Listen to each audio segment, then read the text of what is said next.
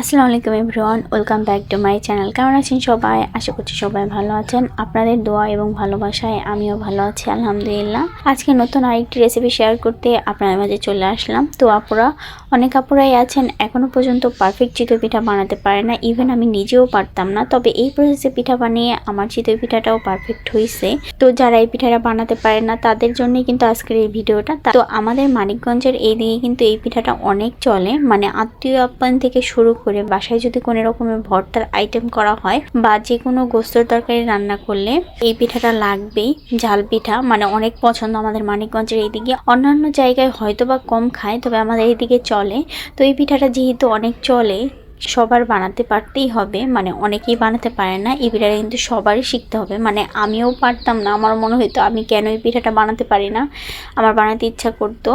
তো আমিও কিন্তু এই প্রসেসে পিঠা বানিয়ে অনেক সুন্দর পিঠা হয়েছে। প্রথমেই পিঠা হয়েছে, মানে আমার আর কোনো রকম ঝামেলা। এই পিঠাটা কিন্তু বানানো খুবই ইজি, আবার খুবই কঠিন। মানে যার কাছে হয় না তার কাছে অনেক কঠিন, আর যার কাছে হয় তার কাছে তো পানির মতো সহজ। তো চলেন আর কথা না বাড়িয়ে রেসিপিটা দেখে নেই। আশা করছি না টেনে আমার ফুল রেসিপিটা দেখবেন। তো দেখেন, প্রথমে এখানে চালের গুঁড়া, আতপ চালের গুঁড়াটা নিয়েছে, সেটা একটু ভেজে নিচ্ছে, মানে হালকা গরম করে হালকা সুজি সুজি টাইপ হবে তখন নামিয়ে ফেলতে হবে। পিঠাটা বানাচ্ছে আমার মামি, আর আমার আন্টি হেল্প করতেছিল। তো এই চালের গুঁড়াটা এমনভাবে ভাজতে হবে, নাড়াচাড়ার সময় বুঝতে পারবেন এটা ভারী ভারী লাগে। তো যখন ভাজা হয়ে আসবে তখন কিন্তু একটু হালকা হয়ে আসবে, ওরকম টাইমে নামিয়ে ফেলতে হবে। কেমন টাইপের হয়েছে এই সময়ে চালের গুঁড়োগুলো নামিয়ে নিচ্ছে। তো দেখেন নামিয়ে নিয়েছে, আরও চালের গুঁড়া আছে সেগুলো ভেজে নেবে একসাথে, তারপরে বানাবে। মোট 4 কেজি পরিমাণ চালের গুঁড়া দিয়ে পিঠা বানাবে। তো দেখেন সবগুলো আমার মামি এদিকে ভেজে নিচ্ছে। তো দেখুন এগুলো ভেজে নেওয়া হয়ে গেছে, নামিয়ে নিচ্ছে। এইভাবে করে সবগুলো চালের গুঁড়া ভেজে নেবে। আর এইদিকে কুসুম গরম পানি করছে, যেহেতু চালের গুঁড়াটা গরম আছে। তো দেখেন এইদিকে পানিটা গরম করে নিয়েছে। এইদিকে আমার আন্টি যতগুলো ভাজা হয়ে গেছে ওইগুলো এখন গোলা বানিয়ে নেবে পিঠা বানানোর জন্য। তো প্রথমে এখানে পরিমাণ মতো লবণ দিয়ে দিচ্ছে। লবণ দিয়ে একটু মিক্স করে নিয়ে এখন পানি দিয়ে দিবে।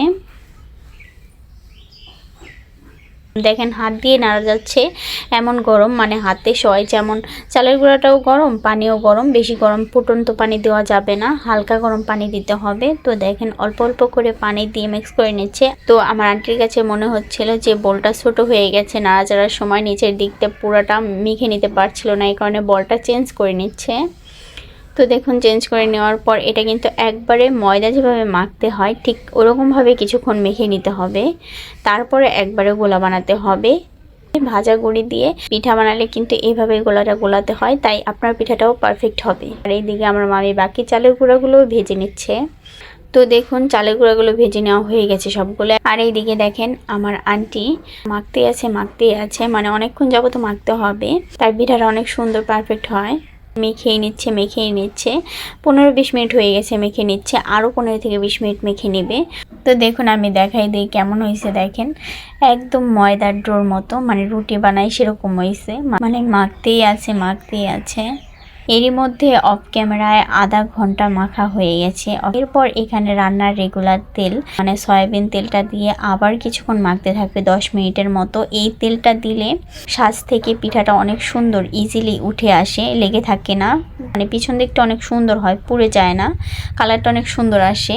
এখন মেখে নেওয়া হয়ে গেছে, এখন পানি দিয়ে একবারে গোলা পারফেক্ট একটা গোলা বানিয়ে নেবে, একদম পিঠা বানানোর জন্য রেডি করে নেবে, মানে রেডি হয়ে গেছে। এখন শুধু গোলাটা ভালোভাবে গুলিয়ে নিতে হবে।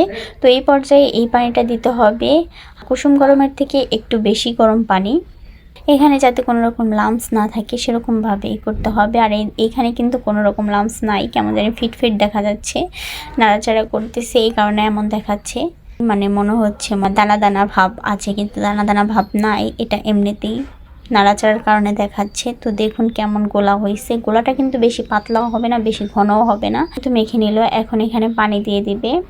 আর ভাজা গুড়ের গোলা অবশ্যই একটু ঘন লাগে। দেখুন এখন এখানে পানি দিয়ে দিচ্ছে দেখেন আমার আন্টি নেড়ে নিচ্ছে। এটা কিন্তু সুজিটা একটু ফুলে আসবে বানাতে। তো দেখুন একদম পারফেক্ট গোলা হয়েছে। দেখেন আমার স্কিনে দেখে টেক্সচারটা বুঝেন যে কেমন হয়েছে। টেক্সচারটা পাতলাও হয় নাই, বেশি ঘন হয় নাই, ঠিক এরকম গোলাটা গোলাতে হবে, তাই আপনার পিঠাও পারফেক্ট হবে। তো দেখুন আমি আবার নেড়ে চেড়ে নিচ্ছি, মানে আমিও নেড়ে চেড়ে শিখছিলাম। আমিও কিন্তু এই পিঠাটা বানাতে পারি না। আমি অনেক কঠিন কঠিন পিঠা বানাতে পারি, তবে এই পিঠাটা বানাতে পারি না। আমার কেমন যেন ঝামেলার মনে হয়, তাই আমি নেড়ে চেড়ে দেখছিলাম এটা কেমন টেক্সচার হয়েছে। নেক্সটে আমি বানাবো, এই কারণে মনে রাখছিলাম। তো আপনাদেরকে আমি একটু দেখিয়ে দিলাম। আর এই দিকে আমার মামি শাঁসটা দিয়ে ভালো করে গরম করে নিচ্ছে, গরম করে পানি দিয়ে একটু মুছে নিচ্ছে।